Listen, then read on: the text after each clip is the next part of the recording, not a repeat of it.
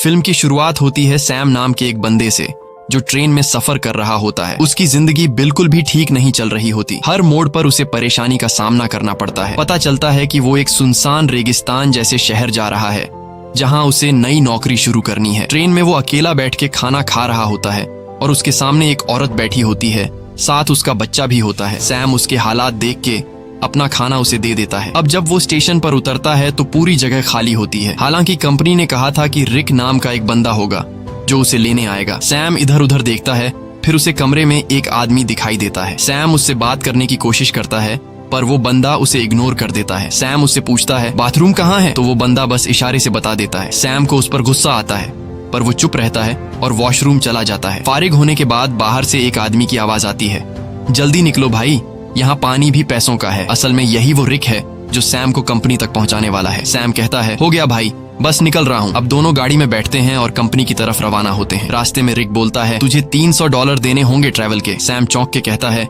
यार कंपनी ने तो कहा था $200। रिक गुस्से में कहता है अगर 300 दे सकता है तो ठीक, नहीं तो उतर जा। सैम सोचता है कि कोई दूसरा रास्ता तो है नहीं, तो वो मान जाता है। थोड़ी देर बाद गर्मी बहुत ज्यादा हो जाती है। सैम एसी ऑन करने की कोशिश करता है। रिक तुरंत गुस्से में कहता है हाथ मत लगाना एसी को वरना इंजन बैठ जाएगा। अचानक गाड़ी का टायर पंक्चर हो जाता है। रिक खुद कुछ नहीं करता और सैम से कहता है चल टायर तू बदल। सैम मजबूरी में टायर बदलने लगता है। इसी दौरान वो देखता है कि एक कुत्ता दूसरे कुत्ते को मार रहा होता है। ये देखकर सैम बहुत ज्यादा डर जाता है। रिक आता है और कहता है ओ भाई कांप क्यों रहा है, ये होता रहता है। फिर वो जख्मी कुत्ते को खुद मार देता है ताकि उसे और तकलीफ ना हो। सैम बड़ी मुश्किल से टायर बदलता है।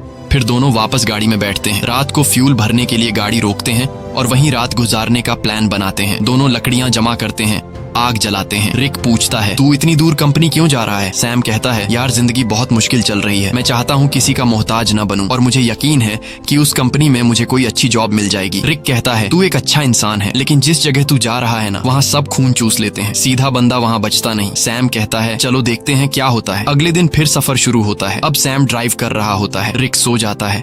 गर्मी ज्यादा होने की वजह से सैम चुपके से एसी ऑन कर देता है। थोड़ी देर बाद इंजन बैठ जाता है। रिक जाग जाता है और सैम पर गुस्सा हो जाता है। ओ भाई मैंने तुझे कहा था ना एसी को मत छेड़। वो गुस्से से गाड़ी से बाहर निकल जाता है। सैम भी उतरता है और रिक से माफी मांगता है। रिक को और गुस्सा चढ़ जाता है, बोलता है चुप कर, तेरी आवाज ना सुनूं। इसके बाद सैम पेशाब करने जाता है। थोड़ा दूर जाकर वो एक चमकता हुआ पत्थर देखता है। करीब जाकर जब वो गौर से देखता है तो पता चलता है कि ये तो खालिस सोना है। वो फौरन रिक को बुलाता है, ओए इधर आ, चेक कर, कहीं मैं सपना तो नहीं देख रहा। रिक जैसे ही देखता है शॉक हो जाता है। वो लाइटर निकालता है, आग जलाकर चट्टान पर रखता है, बोलता है अगर काला हुआ तो नॉर्मल पत्थर वरना खालिस सोना। चट्टान जैसी की तैसी रहती है, मतलब सोना कंफर्म। अब दोनों सामान निकालते हैं, गड्ढा खोदने लगते हैं ताकि सोना निकाल सकें। पूरी ताकत लगाते हैं लेकिन चट्टान हिलती भी नहीं। रिक रस्सी की मदद से सोने को गाड़ी से बांधने की कोशिश करता है ताकि खींच सके, लेकिन रस्सी टूट जाती है क्योंकि सोना भारी होता है। इसके बाद दोनों लगे रहते हैं, सारा दिन खुदाई करते हैं। अब सूरज डूबने लगता है। रिक कहता है जल्दी से लकड़ियां जमा कर क्योंकि जंगली कुत्ते आसपास घूम रहे हैं, रात को हमें काट लेंगे। अगर हम आग जला लें तो वो डर के भाग जाएंगे। दोनों लकड़ियां जमा करते हैं, आग जलाते हैं, खुशी में गाने बजाने और नाचने लगते हैं। रिक सैम को गले लगाकर कहता है तुझे मैं फुल एसी वाली कार दिलाऊंगा।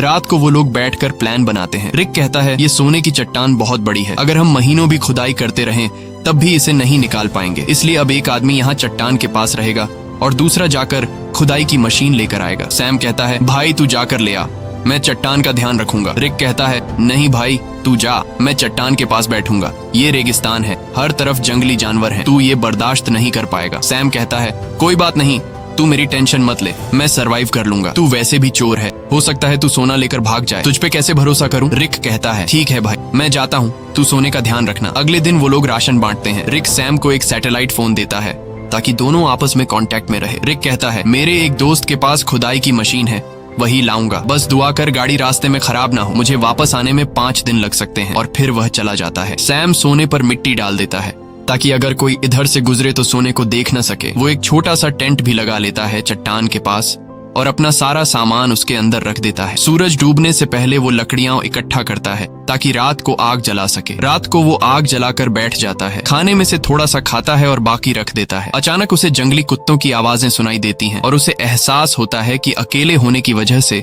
वो आसान शिकार है। वो डर जाता है और चाकू हाथ में लेकर सो जाता है। अगली सुबह सूरज की तेज धूप से उसकी आंख खुलती है। बहुत गर्मी और थकावट होती है। नींद पूरी नहीं हुई होती और सूरज की तपिश उसकी स्किन जला रही होती है। तभी सैटेलाइट फोन की बेल सुनाई देती है। सैम दौड़कर फोन तक जाता है लेकिन कॉल कट चुकी होती है। वो टेंट में बैठा सोने को देख रहा होता है और सोचता है कि सोना बेचकर सबसे पहले एक बड़ा घर खरीदूंगा। फिर सैम पास के इलाके में घूमता है। थोड़ी दूरी पर उसे एक क्रैश प्लेन दिखाई देता है। वो फौरन उस क्रैश प्लेन के पास जाता है और वहीं रहने का फैसला करता है, लेकिन वहां से सोने की चट्टान उसकी नजरों से दूर होती है। इसलिए वो प्लेन के कुछ टुकड़े उठाकर चट्टान के पास एक टेंट बना लेता है। सैम कुछ देर के लिए आराम करने लगता है ताकि पानी की बचत हो और थकान कम हो। अचानक बाहर से कुछ ऐसी आवाजें सुनाई देती हैं जैसे कोई सोने की चट्टान चोरी कर रहा हो। वो बाहर निकलता है लेकिन कुछ नहीं होता। चट्टान वैसे की वैसे होती है। वो चट्टान के पास बैठ जाता है। तभी उसे एक आइडिया आता है कि क्यों न चट्टान से एक सोने का टुकड़ा काट लिया जाए। सैम पत्थर उठाकर सोने को तोड़ने लगता है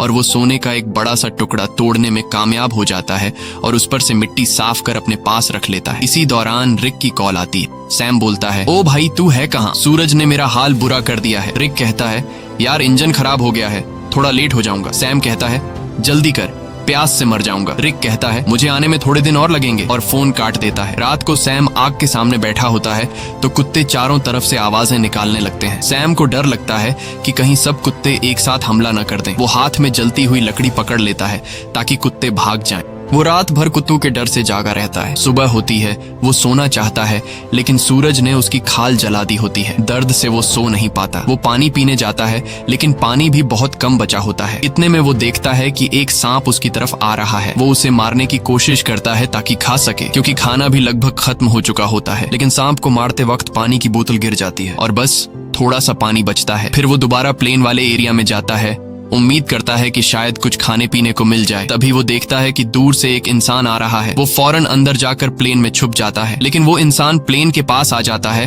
और सैम को बाहर आने को कहता है। करीब आकर पता चलता है कि वो तो एक लड़की है जो उससे बात करना चाहती है, लेकिन सैम उससे बात करने को तैयार नहीं होता।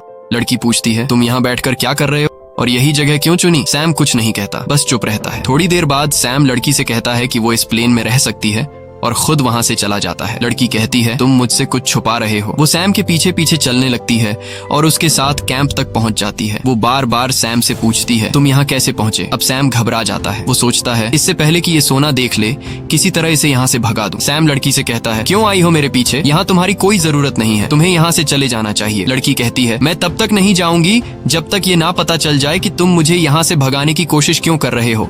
जरूर तुम मुझसे कोई राज छुपा रहे हो। उसी वक्त उसकी नजर सोने पर पड़ती है। वो कहती है, अच्छा तो ये बात है, पूरे सोने के मालिक बन बैठे हो, ये सारा खजाना अकेले ले जाओगे? अब मेरी बात सुन, मैं तब तक यहाँ से नहीं जाऊंगी जब तक इसमें से मुझे आधा हिस्सा नहीं मिलेगा। सैम को गुस्सा आ जाता है। वो डंडा उठाता है और सीधे उसके सिर पर मारता है। लड़की वहीं मर जाती है। सैम सदमे में आ जाता है। उसे यकीन नहीं होता कि उसने लालच में आकर किसी को मार डाला। फिर खुद को संभालता है, उसकी सारी कीमती चीजें उठाता है, एक गड्ढा खोदता है और उसकी लाश को दफन कर देता है। कुछ देर बाद वो देखता है कि एक कुत्ता आकर उस गड्ढे से लाश निकालने की कोशिश कर रहा है। सैम भाग कर आता है, कुत्ते को हटाता है, लाश बाहर निकालता है और आग लगा के बॉडी को जला देता है। अगले दिन उसकी आंख फोन की घंटी से खुलती है। सैम रिक से कहता है, ओ भाई तू कहाँ है? भूख से मेरी जान निकल रही है, अगर तू जल्दी नहीं आया तो मैं भूख और प्यास से मर जाऊंगा। रिक कहता है, सॉरी यार, मुझे पता है तू बहुत तकलीफ में है, मैं जल्दी आ रहा हूँ, बस ये जो खुदाई वाली मशीन है बहुत स्लो है, थोड़ा टाइम और लगेगा। सैम परेशान हो जाता है। भूख प्यास से उसकी हालत खराब है, ऊपर से डर कि कोई जंगली जानवर हमला न कर दे। कुछ देर बाद वो देखता है कि एक गाड़ी सड़क से जा रही है। वो सोचता है, क्यों ना सोने का एक टुकड़ा लेकर यहाँ से निकल जाऊं, लेकिन ज्यादा सोने की लालच ने उसे रोक लिया। वो चाहता तो सोने का एक टुकड़ा लेकर जा सकता था जिससे उसकी जिंदगी बदल सकती थी, लेकिन ज्यादा की चाह ने उसे यहीं रुकवा दिया। सैम शाम से पहले रात के लिए लकड़ियां इकट्ठा करता है, लेकिन अचानक एक बहुत तेज रेतीला तूफान आता है। वो टेंट की तरफ भागता है, लेकिन तूफान उसका टेंट उड़ा देता है। सैम जान बचाने के लिए इधर उधर भागता है, लेकिन तभी एक पेड़ उस पर गिर जाता है। तूफान रुकने के बाद सैम खुद को मिट्टी में दबा हुआ पाता है और एक लकड़ी का टुकड़ा उसके पेट के आर पार निकला होता है। पर सैम के मन में सोने की लालच इतनी भर चुकी थी कि वो पेट से लकड़ी निकालने के बजाय सीधे सोने की जगह की ओर जाता है। वो चारों तरफ सोने को ढूंढता है और आखिरकार एक टुकड़ा मिल ही जाता है। सैम खुशी से झूम उठता है। फिर वो अपने पेट से लकड़ी निकालता है और जख्म से बहुत खून निकलने लगता है। वो कपड़े का टुकड़ा लेकर जख्म बांधता है, लेकिन खून रुकता नहीं। मजबूरी में वो आग जलाकर एक डिब्बे का टुकड़ा गर्म करता है और जख्म पर लगाता है। इससे सैम को इतनी तकलीफ होती है कि वो बेहोश हो जाता है। थोड़ी देर बाद होश आता है। उसे हर तरफ वही लड़की दिखती है जिसे उसने मारा था। अब उसका दिमाग घूमने लगता है। उसे समझ नहीं आता कि ये सच है या फिर वहम। तभी फोन बजता है। रिक कॉल करता है। सैम चिल्लाता है, यार वो लड़की हर तरफ दिख रही है। रिक बोलता है, कौन सी लड़की? देख, किसी को सोने के बारे में पता न चले। अगर किसी को पता चल भी गया हो तो उसे मार डाल। लेकिन सैम की हालत इतनी खराब होती है कि वो किसी को मार तो क्या, अपने पैरों पर खड़ा भी नहीं हो सकता। वो जमीन पर रेंग रहा होता है। जवाब देने की भी हिम्मत नहीं होती। अचानक वही लड़की सामने खड़ी नजर आती है, लेकिन इस बार उसके चेहरे पर कोई जख्म नहीं होते। वो सैम को पानी पिलाती है और मदद करने को कहती है, लेकिन सैम सोने की लालच में इतना अंधा हो गया था कि वो मदद लेने से भी इनकार कर देता है। सैम डरते हुए कहता है, मैंने तुम्हें मार डाला था, दूर रहो। वो बोलती है, बस इतना बता दो, क्या मेरी जुड़वां बहन यहाँ से गुजरी है? तब सैम को यकीन हो जाता है कि ये वहम नहीं है, बल्कि ये उसी लड़की की बहन है जिसे उसने मारा था। सैम कहता है, नहीं, मैंने कुछ नहीं देखा, बस तुम यहाँ से चली जाओ। जिसके बाद वो लड़की वहाँ से चली जाती है। कुछ देर बाद जंगली कुत्ते उसके पास आने लगते हैं और उसे चारों तरफ से घेर लेते हैं। वो तुरंत रिक को फोन करता है। वो रिक से पूछता है कि तुम कहाँ हो, जल्दी आओ नहीं तो ये कुत्ते मुझे मार डालेंगे। वो रोने लगता है। रिक से रिक्वेस्ट करता है कि प्लीज जल्दी आ जाओ, मैं मरने वाला हूँ। रिक कहता है, रुक जा, मैं बस पहुंचने वाला हूँ। तभी अचानक कुत्ते हमला कर देते हैं। एक एक करके सब उसे नोचने लगते हैं। यहाँ हम देखते हैं कि रिक सैम से दूर बैठकर दूरबीन से सब कुछ देख रहा होता है। असल में वो कई दिन पहले मशीन लेकर वहाँ पहुंच गया था और बस वो सैम के मरने का इंतजार कर रहा था ताकि वो अकेले सारा का सारा सोना ले जा सके। जिसके बाद रिक छिपकर खड़ा होता है। वो देखता है कि सैम को जंगली कुत्ते घसीट कर ले जा रहे हैं। तब भी सैम सोने की तरफ देख रहा होता है। जिसके बाद जंगली कुत्ते सैम को नोच नोच कर खा जाते हैं। रिक को जब पक्का यकीन हो जाता है कि सैम मर गया है, वो गाड़ी लेकर सोना उठाने आता है, लेकिन अचानक एक तीर आकर सीधे उसके सीने में लगता है और वो भी मर जाता है। ये तीर चलाने वाली कोई और नहीं बल्कि वही लड़की की जुड़वां बहन होती है।